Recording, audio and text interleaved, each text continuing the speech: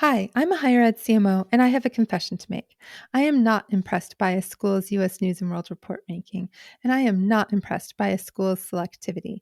What I am impressed by is a school's ability to improve the social mobility of its students, to serve students that may not have had access to the type of resources that wealthier students may have had, to serve students who come from underrepresented communities.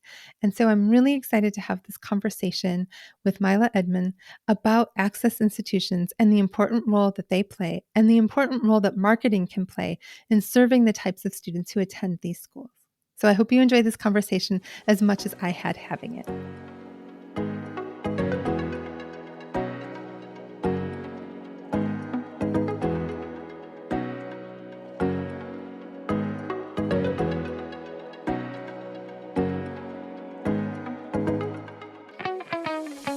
Welcome to Confessions of a Higher Ed CMO, the podcast designed for higher education marketers. I'm your host, Jaime Hunt, and I am so excited to have this opportunity to share insights and inspiration. With Confessions of a Higher Ed CMO, I'm designing a different kind of podcasting experience. With each episode, I'll be bringing in a guest for a deep dive into the challenges and joys we all face in higher education marketing. After each episode, you can join the conversation on Twitter by using the hashtag HigherEdCMO. I would love to see this become like a book club, but for a podcast. And be sure to follow me on Twitter at JamieHuntIMC. That's JAIMEHUNTIMC for more opportunities to connect.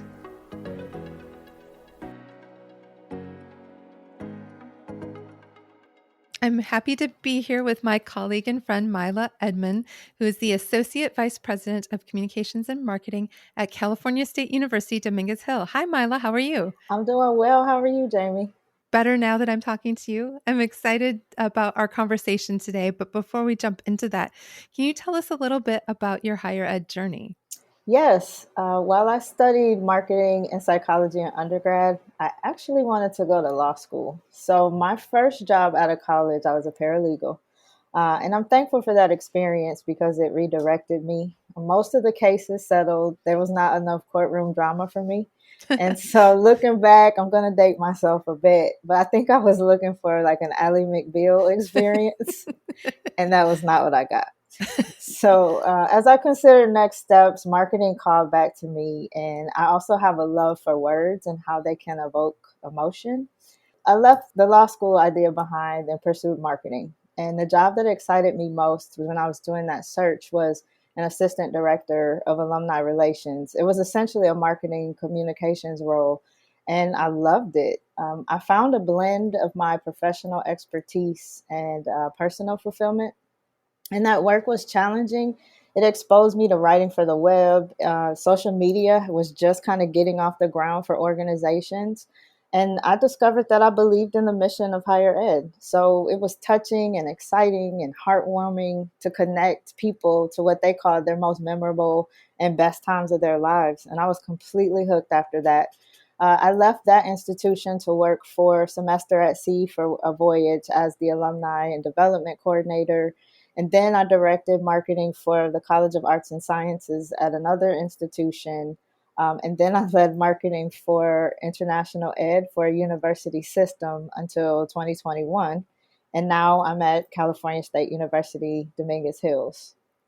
So when you were at the Semester at Sea, were you at sea or were you marketing Semester at Sea or I both? was I was at sea. My role Wow. was the alumni and development coordinator, and they called on me because I was actually an alum of the program. And so from August to December, I was on the ship with them, sailing around the world, and it was incredible. As I said, I did this as a student too, and it was just great to be back as an alum doing the same work. That is awesome. I bet that experience gave you a lot of insight that those of us who haven't done that have. Oh my goodness. It was incredible. I would do it again if I could. Just seeing people experience the world at that age, they're Mhm. 17 to 21. And some of the faculty and staff brought their families. So you saw kids experiencing the world. It was just incredible. That sounds amazing. I really wanted to do that It's in not too late. college. It's not too late. I'm just gonna tell, the president, I'm gonna take a little hiatus and go for a semester at sea. There you go. One of the things that you and I think, share is a passion for institutions that provide access to underrepresented students. And Yes. and for me, it's, I was a first generation college graduate from a blue collar family, the first person in my family to graduate from college. But for you, what interests you in serving access institutions? So, in terms of serving at access institutions, that's new for me. I've predominantly worked at PWIs, predominantly white institutions. In those spaces, I wanted to improve the experiences for students of color, but I didn't work at access institutions. I saw the percentages of underserved students at my previous jobs. I saw the looks on those students' faces as they questioned whether they belonged. And honestly, I felt that as a student and an employee in those roles. So I wanted to improve that life and speak up for them and show them themselves in the work that I was doing, to make sure that they had representation and also make sure that they knew someone who looked like them was at the table. In my current role, Dominguez Hills is 88% students of color. We're a Hispanic Wow. serving institution. We are second in the nation for social mobility. So my decision to come here was intentional. I wanted to learn from this cohort. I wanted to expand what I knew by working at an institution that didn't just use terms like diversity and access because they should.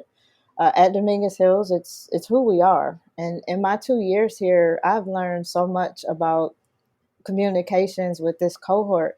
Like, you really have to ask yourself some serious questions about how to communicate about a campus event or some deadline when 2 out of 3 of your students are food insecure and Mm. 1 out of 6 of your students have experienced homelessness. That provides some perspective. And just in marketing in general, you have to understand your audience and what they need, what problems exist out for them outside of the classroom, and what's on their minds. What we do, it just can't be about us. And I've learned that in such a real way in the last 2 years. The other thing I'll add is just all of the top talent in marketing communications can't and shouldn't just go to the same type of school. For me, that's another way to perpetuate privilege. And so I wanted to bring my expertise and experience here. That was a deliberate decision. I love that. And I love that there's like this intentionality about being somebody that students can look to that look like them, and who've had some perhaps similar experiences. I know when I was I went from a HBCU that had almost 60% of the students being Pell eligible, Hmm. um, and the under resourced nature of that campus and what we were able to provide and how scrappy we had to be.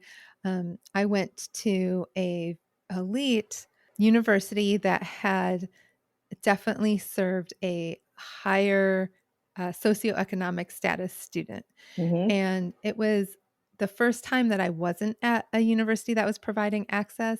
And it was like, these are the students that are going to be successful wherever they go because they have the resources and the network and the parental support and the finances or whatever to be successful. I remember when I was in the UNC system, Margaret Spellings, during her brief time as president of the UNC system, said, the students who go to Chapel Hill are going to be successful everywhere, anywhere. It's Hmm. to take a student with that takes absolutely no risk to take the type of student that can afford or whatever. But if the schools that are doing the real work of changing our society, changing our culture, changing our communities, are the schools that are serving the students that are the first in their family, the first in their community, or whatever to go to college. And that just jumped out at me when I was at that PWI elite school, that I wasn't a fit for Oh, that wow. mission wasn't a fit for me. Um, and it's so rewarding to be back at a school where we're majority minority at ODU. And like you were saying, it's just like the diversity and inclusion of the campus is just part of who we are. And that just feels really good. It does. It takes our mission and makes it, to me, a little bit more real. Because if we're just gonna only educate those who are coming from privileged backgrounds, how are we improving society? And that's what we say we educate communities for, is to improve society. But it's not an improvement if you're only educating those who are going to be fine regardless. Yeah.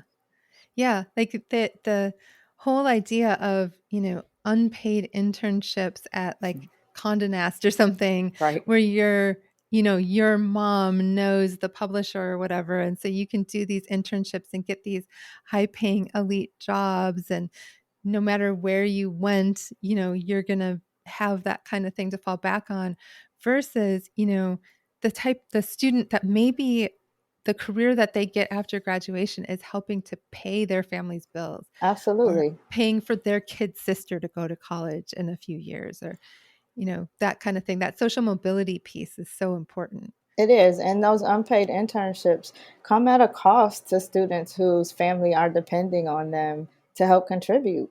Yeah. Yeah. So, in your opinion, what role does marketing play in creating a more diverse and inclusive campus community? Yeah, so I think marketing can save the world. But to be honest, I think marketing has an expansive role in creating more diverse and inclusive communities.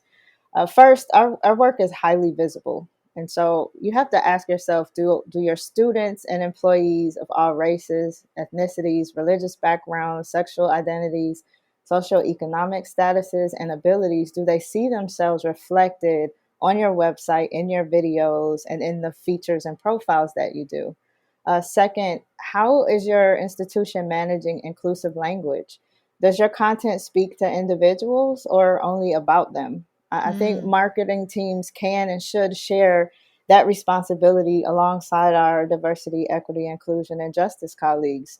I see us as being advocates for all spectrums of our audience base.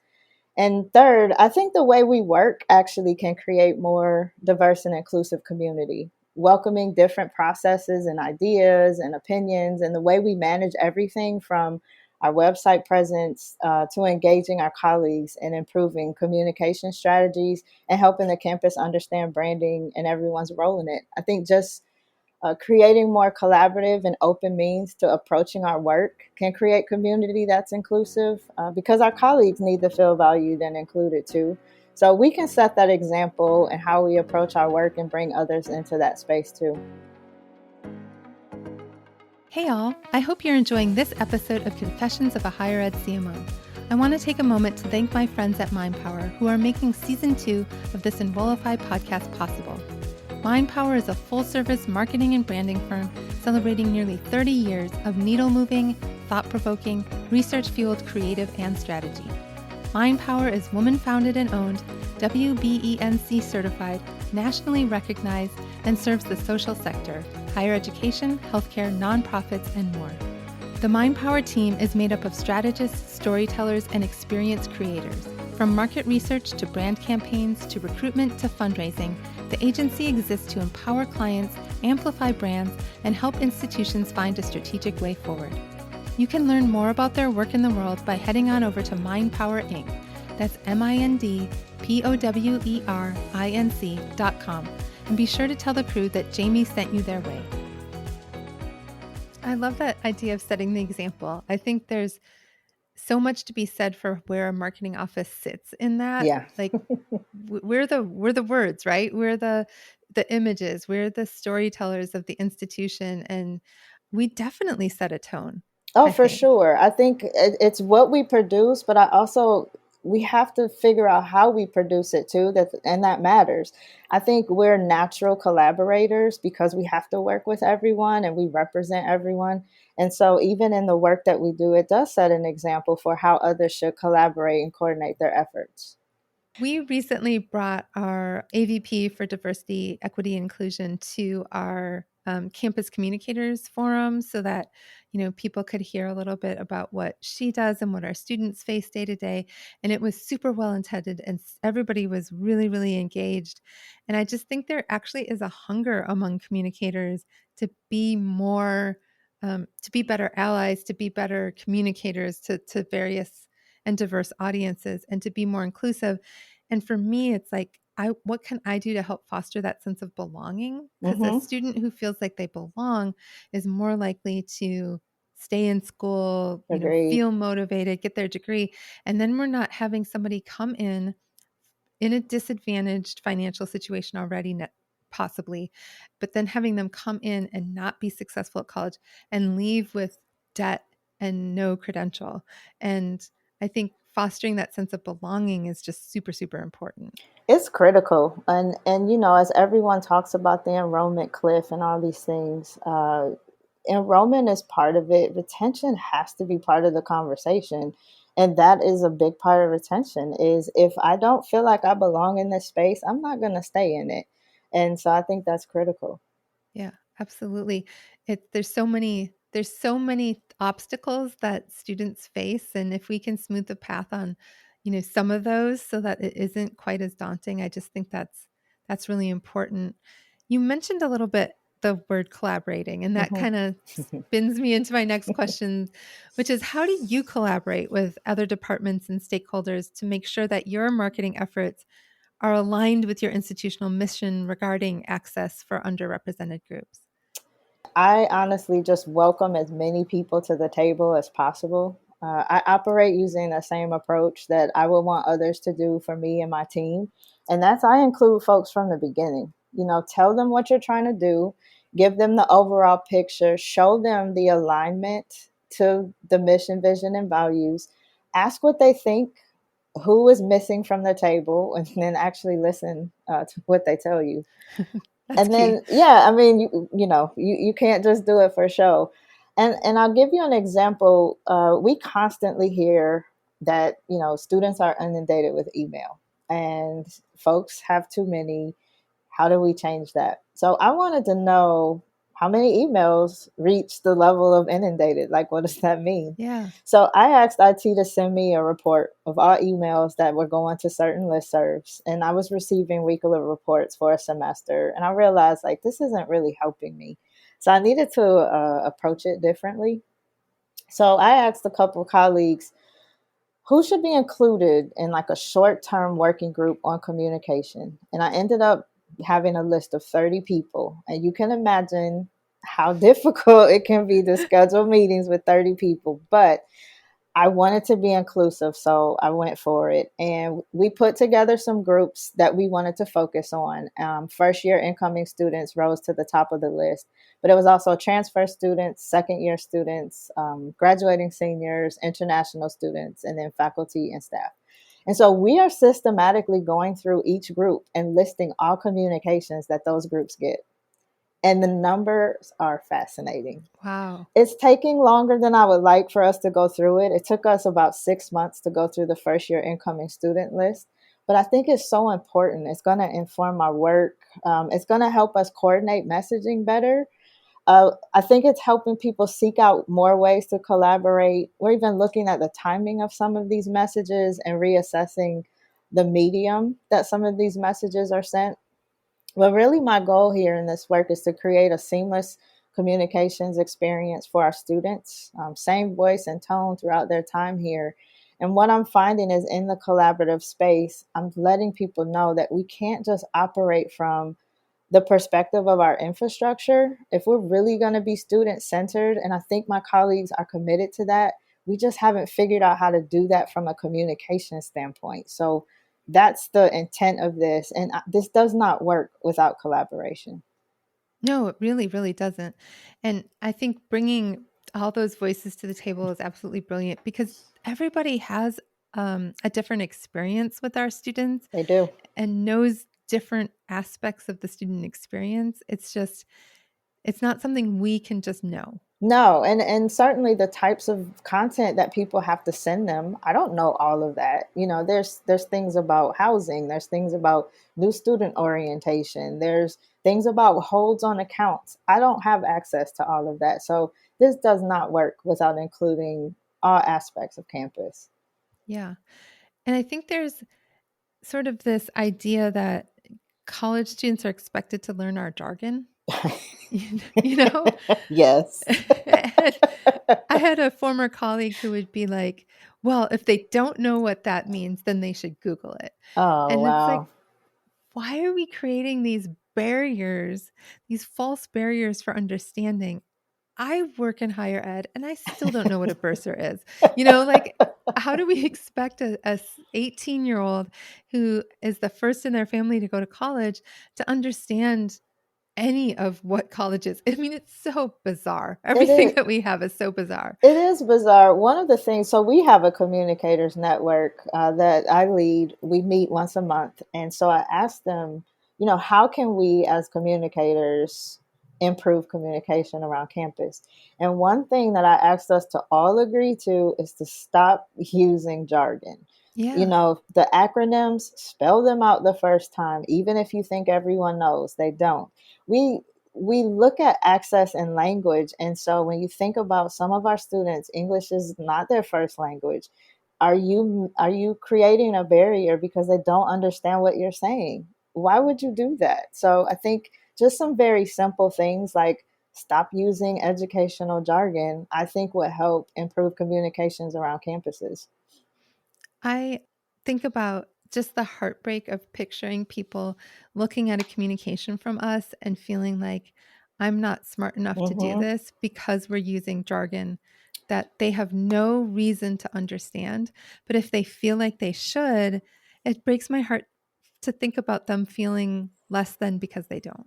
No, and that's accurate. I think that there are students who already question whether or not they belong on a college campus, and we should not perpetuate them questioning that. Yeah, for sure. Like, our job isn't to make people feel excluded or feel like they're not worthy. Absolutely not. Yeah. So, are there any emerging trends or technologies in higher education marketing that you're really excited about that you think could benefit access institutions or minority serving institutions? There are a few things I'm excited about. I'm a fan of anything that forces us to be innovative.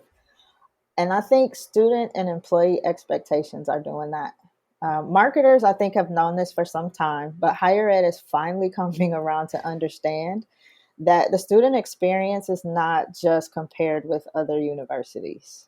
People are looking at experiences they have shopping, with entertainment, corporate values, and they're expecting interactions with every entity, including higher ed, to carry that same innovation, personalization, responsiveness, inclusivity, and authenticity. And in higher ed, we can't keep thinking that we inherently know better than our students about what Yeah. they need, or that they'll just accept what we offer because we offer it. Yeah. So I'm loving seeing us wrestle with that and trying to innovate and reimagine while we still remain committed to our original mission, vision, and values. There's room for both, and we have to explore how to evolve while bringing the core of who we are with us. So I see more recognition of the importance of the student experience and employee expectations and evaluating what we do and how we do it. And I think that's a good thing. In terms of access, what I look forward to is us not simply focusing on improving experience for the majority of our students. There are people behind those numbers. And while I understand the need to prioritize because of resource constraints, when you solely focus on the majority of your student population, you leave people out, not percentages of people, you leave people out. So now that we're having all these conversations around diversity, equity, inclusion, and justice, we can't afford to save meeting the needs of those populations of less than 10% of, predominantly white campuses for when we have time. Mhm. So I look forward to us seeing the people in the percentages and treating them like we don't just want them on our campus, but we want them to belong and feel like Mhm. they belong. And so, it gets back to what we were talking about earlier with retention. If we just recruit them and they don't feel like they belong, we're going to end up losing them. Mhm. Belonging is just so, so, so important. I was at this senior toast on Friday. So, the seniors got to have a little breakfast brunch. And one of the students that spoke, she was a refugee from, and I can't remember what country, but she was Muslim Okay. and a refugee who came here in 2015. And she was talking about how when she came here and started going to high school, she was really ostracized, left out, and her only real friends were her siblings, Hmm. because she was just not welcomed. And she started at ODU expecting to be a commuter student who was, still seeing her siblings as her best friends. And she found a place where people welcomed her and were curious about her and learned about her culture and her experience. And instead of saying, why are you wearing a hijab? We're saying, tell me about why wearing a hijab is important to you and what it means to you. And she was talking about how she felt this sense of belonging, and she was crying and I was crying and everybody was crying. But, for me, that was a really sharp reminder of how important belonging is.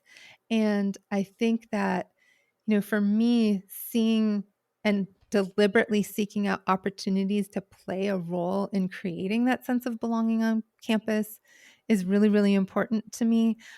Being present at things like the rainbow graduation as a queer woman, showing them that there's a member of your executive cabinet who, is representative of this community. Um, Being part of those conversations about how to help students feel a sense of belonging and find their place.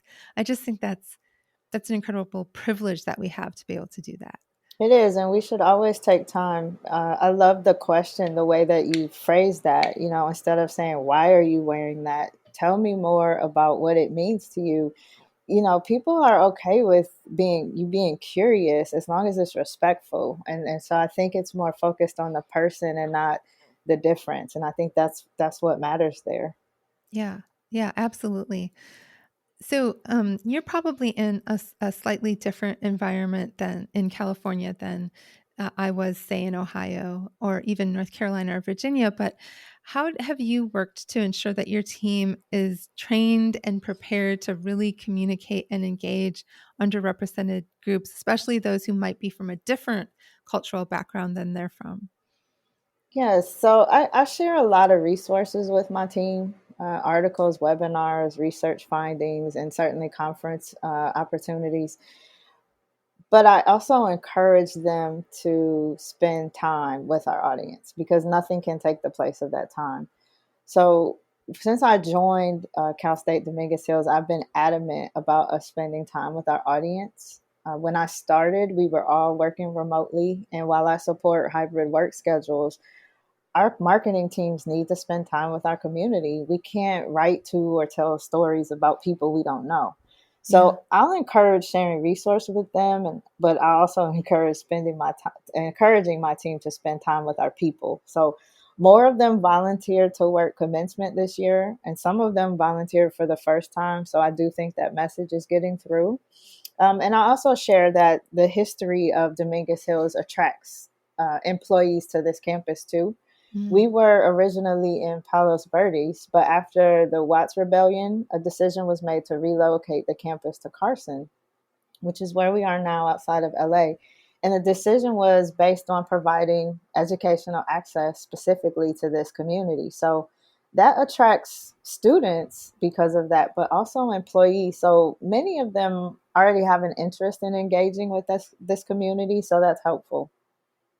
I love that. You've kind of inspired me to think about maybe bringing a panel of students or something to come and talk to our communicators or talk to even just my team, about their experiences. We have a pretty good international student population, and perhaps bringing them to come talk about their experiences coming to a country and just being plopped, sort of on a Yeah. campus.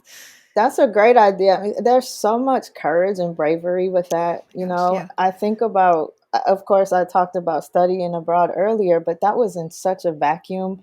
Um, it was a group of 600 students, and we landed together in a country, at the same time. I can't imagine what that would be like to go to class and be separated from my family for 4 years or however long it would take that's just a different experience. And so when I see international students, I'm always impressed and just intrigued by their decision and proud of them for making that choice because it's not easy. Yeah. No, and some of them are coming from situations where they're maybe not safe, where Right, their home country was, or, we have some students from Ukraine, which is a very difficult it's a very difficult time for those students to, know that their families are there, or, right, you know, it's just it takes incredible courage to pick up and move to a country that you've maybe never even visited before and start a life there. And as the ones who are graduate students, you're finding your own housing, you're finding your right. own way around. It's just incredibly brave. I really, really admire them because I definitely didn't have that courage when I was that age. I agree.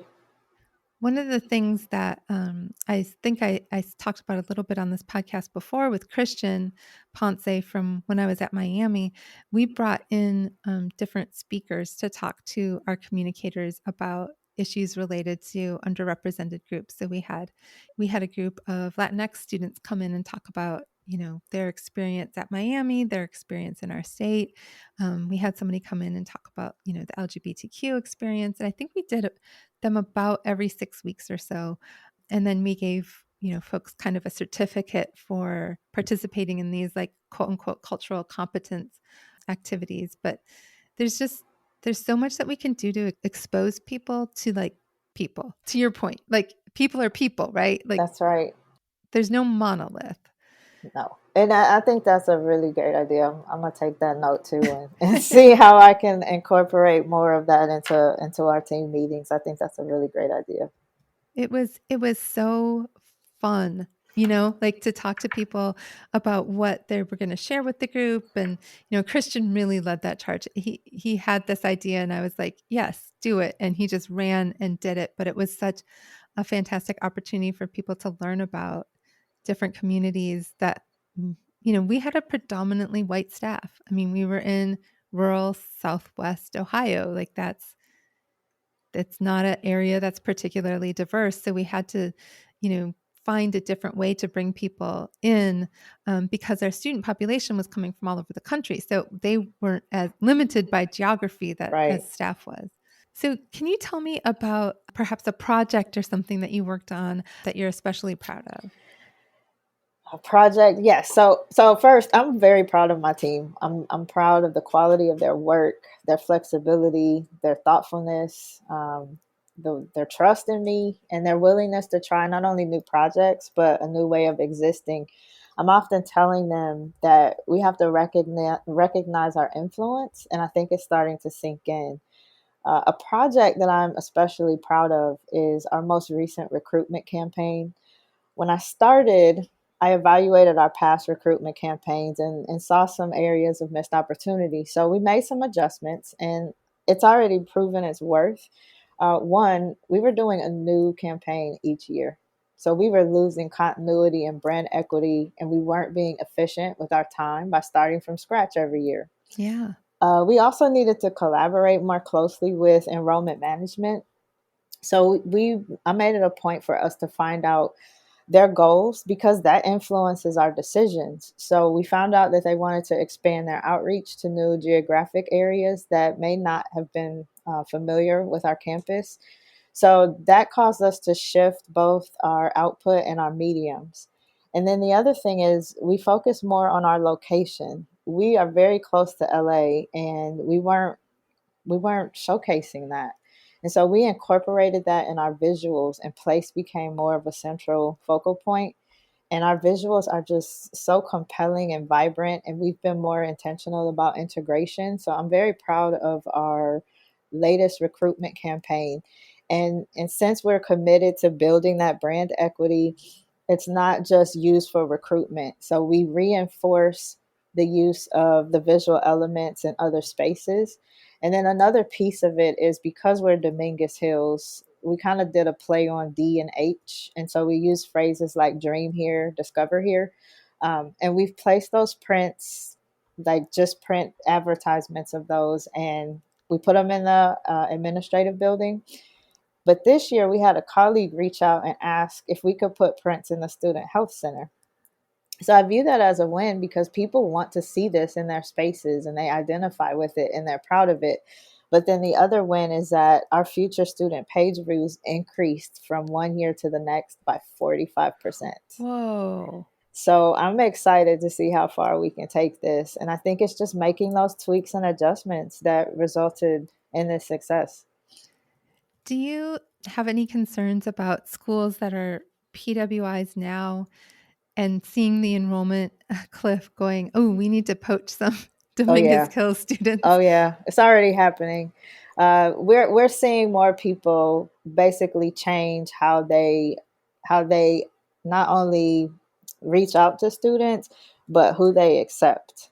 And so it is going to have a cascading effect on our number of students. Right now, we've been impacted by these changes and the drop in, transfer students, but not as bad as other spaces. I'm curious to see how that's going to be impacted as time goes on.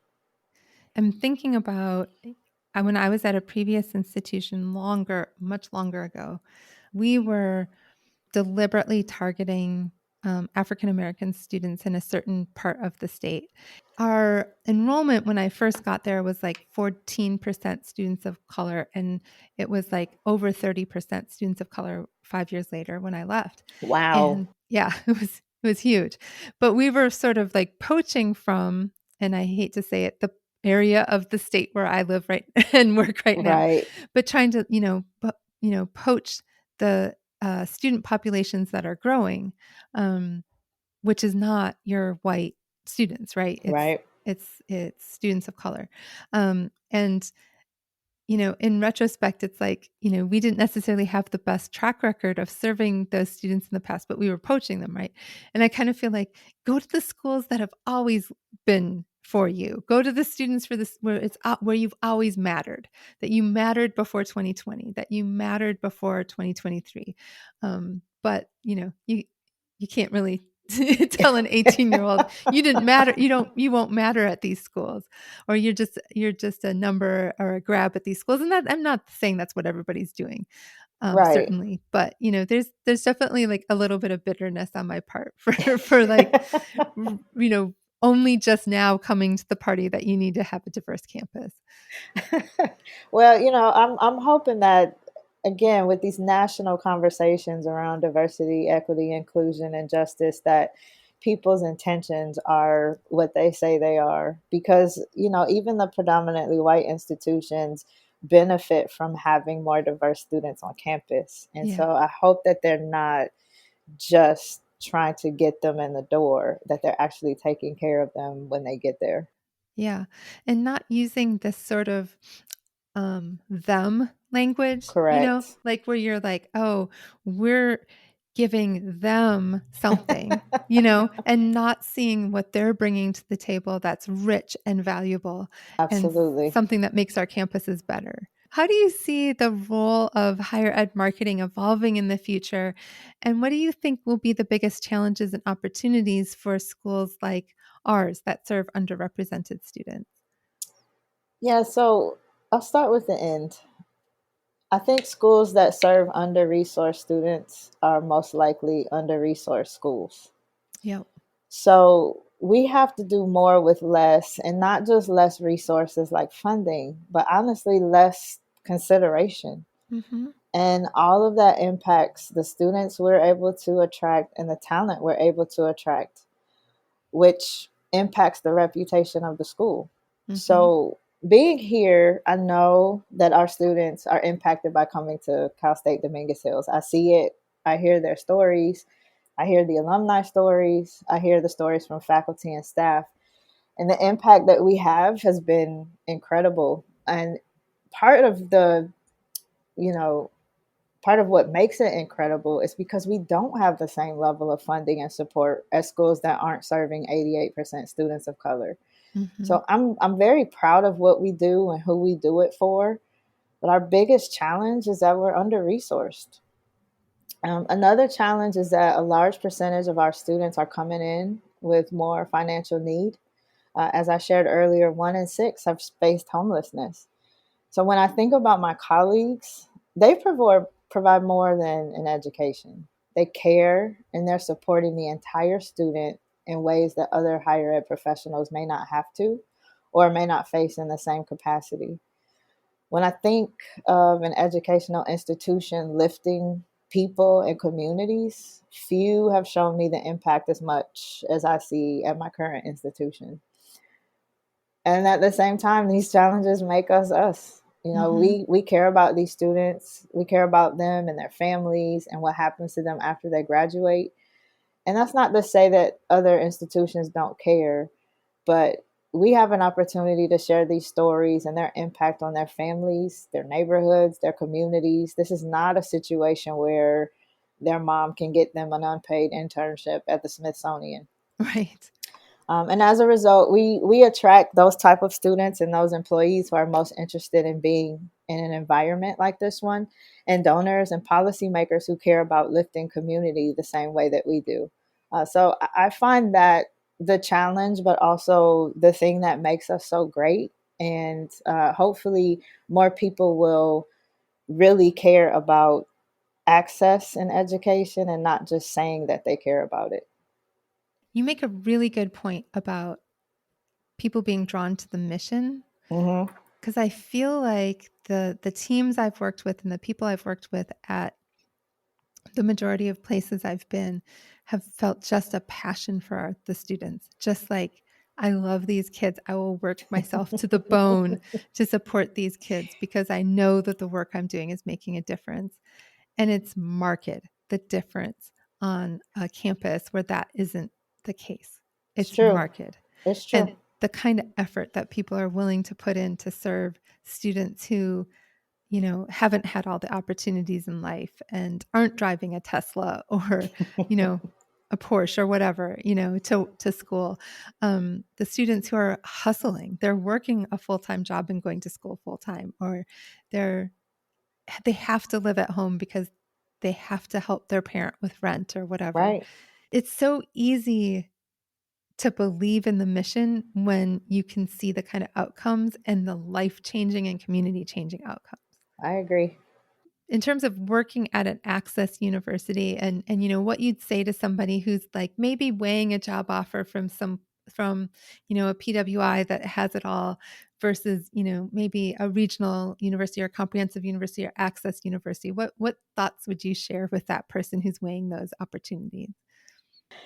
Yeah, that's a good question. And I'll start because we haven't talked about this and I think I'd be remiss if we didn't. So if someone is debating PWI or an experience at a minority serving institution, higher ed in general has a real opportunity to investigate the value of higher ed and how our individual institutions are living out these values and raising students to live out their own values after they graduate.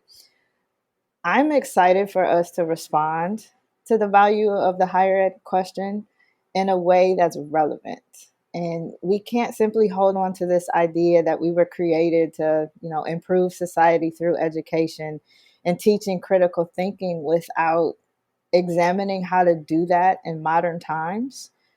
So, in this country in particular, when universities started, we weren't focused on access or equity or diversity, and certainly not inclusion or No. justice.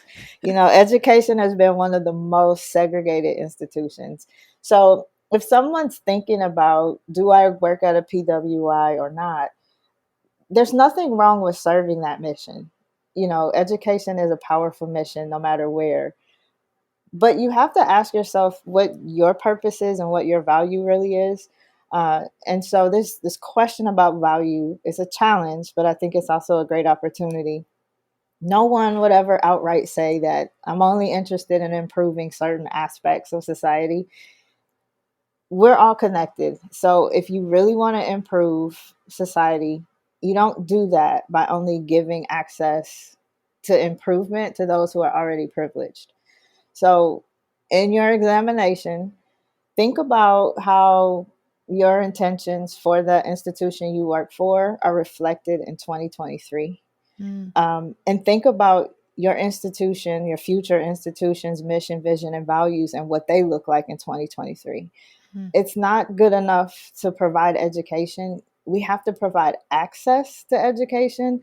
And to me, that's where the real value lies. And so that's what I would toy with. Ask yourself those kinds of questions. What does the way the campus I'm about to work for, how does that look in 2023? That is so powerful. And you make such a strong point about the history of higher education not being a history of access. No, It's been a history of exclusion since day for, one. yeah, centuries of exclusion. And there's somebody, on Twitter who coined the phrase like highly rejective Mm-hmm. universities instead of highly selective. And it's like kind of carrying on that history and legacy of keeping people out more than letting people in. Yeah, and I understand the allure with wanting to work at an institution like that and having that in your background. But again, you have to tie it to what you value. And for some of us, values change over the years. And so for me, it was more important to come to an institution like Dominguez Hills than to try to beef up my professional history. Yeah. Yeah, I think that's such a perfect way of phrasing it. It's I had somebody send me a job at a very elite institution that shall go unnamed, but Uh let's huh. just say like very elite. And I was like, and no, I don't want to be there. You know what I mean? Like they have a long and storied history of excluding people. Um, and excluding people a lot, like in the Jim Crow era, excluding people into the time where there are still people who were part of the folks that were excluded, right? Like Wow. the chancellor of Winston-Salem State, who I worked for, was excluded from going to anything but an HBCU in the UNC system.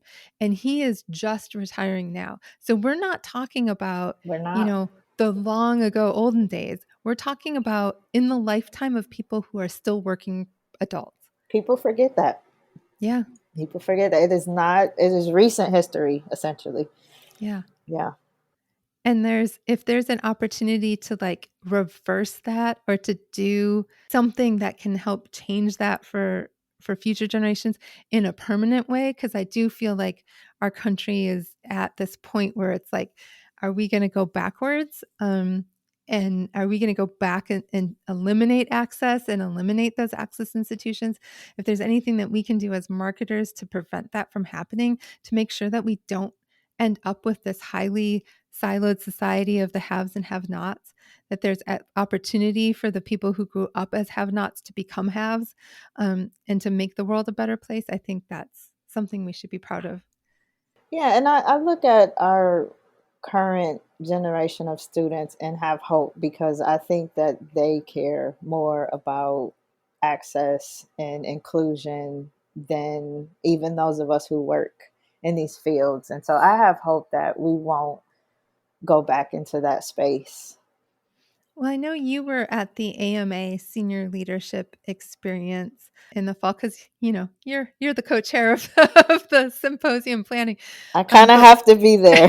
right, but we had that panel of students, and it struck me that every single one of them talked about some level of inclusion or equity or access, whether it was accessibility or you know gender identity or whatever. All of them They did.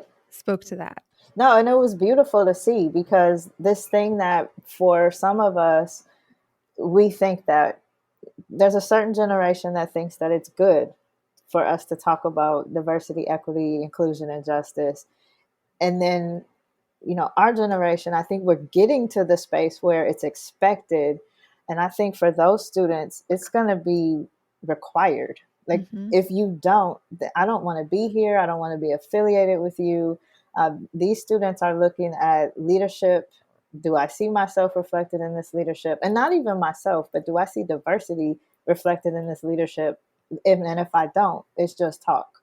And so I think that's beautiful. All of those students mentioned that, as you said. And I remember one in particular saying, if you don't provide me with these accommodations, your school is not even going to be considered. Yeah. That was powerful. That I went back from that and immediately made an appointment with our disability services person to be Hmm. like, how can we make sure that it's easy for students to find accommodations? Because 25% of our students have some form of disability. Correct. And that's a huge number. I mean, at the And school that's I just work, who reports. yeah, yeah. Right. At the school that I'm at, 25% of our students are veterans, and that gets a lot of resources, right? But we should be, if 25% have a disability, that they should get the same level of research Absolutely. as well. Absolutely. Could not agree more. Yeah. That was such a powerful, powerful conference. As long as I have you, Ms. Chair of the AMA conference, can you tell people a little bit about what to expect with the conference this year? Where is it, and what should people look forward to? Yes, so AMA, American Marketing Association Higher Ed Symposium, will be November 12th through the 15th in one of my favorite cities in the world, I will say, Chicago, Illinois. And what can you expect? This is a group, the largest group of higher ed marketers getting together and just really learning from each other, connecting. uh, our conferences have just continued to get better and better. You know, Jamie, you just mentioned last year and us having the students come to the senior leadership experience and talk about what they expect from, you know, our shops as it pertains to university and how they choose. And so we're just trying to find more ways to make this conference unique and add value to those who come. And it's not just for, you know, our newbies to the field. It's also, we're bringing new things and adding value for those who have been working in higher ed communications and marketing for years. So I encourage folks to come to look at, you know, come to the sessions, but also connect with your colleagues and get some, I think, get some community and just build friendships and connections with people so that you can connect with them when the conference ends. So that's what we're hoping to provide, is just a really great professional development opportunity that makes you feel good and full when you leave. It's an outstanding conference. And I think that you walk away feeling like you're not the only one with the challenges that you have. You walk away with ideas to solve some of the challenges that you do have, connections with both people inside higher ed and the vendor community. And Correct. it's a fabulous conference. And one of the things I love about it is that the sessions are all juried, right? Like it's Correct. a stringent review. So people are putting their best foot forward. They have to have a really strong abstract with really strong takeaways to get a chance to have a voice at the conference. And so that means it's super high quality content.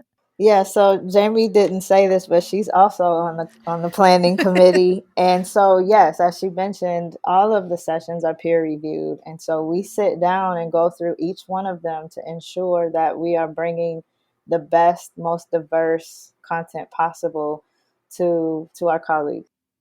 It's a great experience. If you haven't been, you should go. And I think probably, the conference committee is welcome to or open to volunteers if, there's things to do at the conference and beyond. Absolutely, absolutely. We are always interested in volunteers and expanding our networks. Well, Myla, how can people find you if they want to have a conversation with you about, anything marketing or anything AMA? Yes, so I'm on LinkedIn, Myla Edmond, no S, only one me. And then I'm also on Twitter at Myla Denise. And certainly open to emails. My email address is myedmond, MYEDMOND, at csudh.edu. Well, there you go. If you want to have a conversation with Mila, that's how you can reach her. If you want to talk with me, I am on Twitter at Jamie Hunt IMC. That's JAIMEHUNTIMC. I'm also on LinkedIn, same name, same spelling. consider using the hashtag HigherEdCMO to have the conversation about this episode, both on Twitter and on LinkedIn. And I hope to hear from you. Thank you so much for coming on the show, Myla. It has been a great conversation. And to listeners, let's go bust some silos. Hey y'all, Zach here from Enrollify. I hope you enjoyed this episode of Confessions of a Higher Ed CMO with Jamie Hunt. If you like this episode, do us a huge favor and hit that follow and subscribe button below. Furthermore, if you've got just 2 minutes to spare, we would greatly appreciate you leaving a rating and a review of this show on Apple Podcasts. Our podcast network is growing by the month, and we've got a plethora of marketing, admissions, and higher ed technology shows that are jam-packed with stories, ideas, and frameworks that are all designed to empower you to become a better higher ed professional. But Enrollify is far more than just a podcast network. Enrollify is where higher ed comes to learn new marketing skills, discover new products and services, and find their next job. We're a growing learning community of 4,000 members, and we'd love to welcome you into the fold. You can access our free blog articles, newsletters, e-courses, and more, or purchase our master course on how to market a university with Terry Flannery at enrollify.org. We look forward to meeting you soon and welcoming you into the community. Again, you can subscribe for free at enrollify.org.